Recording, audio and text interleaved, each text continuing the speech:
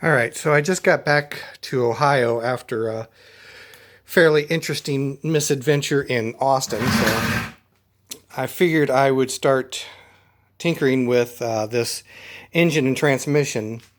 So what I'm doing right now is I am temporarily reassembling the engine, getting it prepped up so that I can get the timing belt back on it, so that I can get the engine to rotate safely without damaging anything, so that I can get the torque converter off, so that I can test fit the torque converter to the transmission.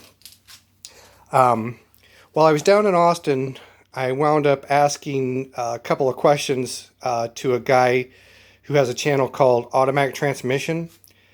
And he was kind enough to get back to me with a couple of ideas to try to sort this thing out. What the first thing is possibly is somebody may have attempted to install the transmission with the torque converter attached to the engine and might have screwed things up that way.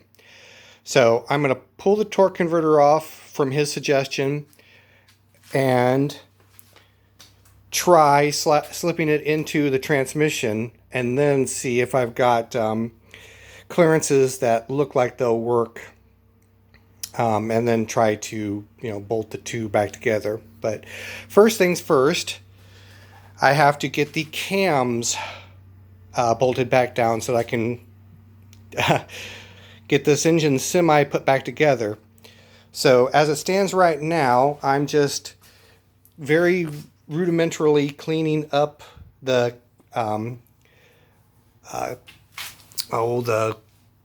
the clamps, the cam bolt clamps. I can't remember what you call them for sure. Anyways, I'm getting these guys cleaned up and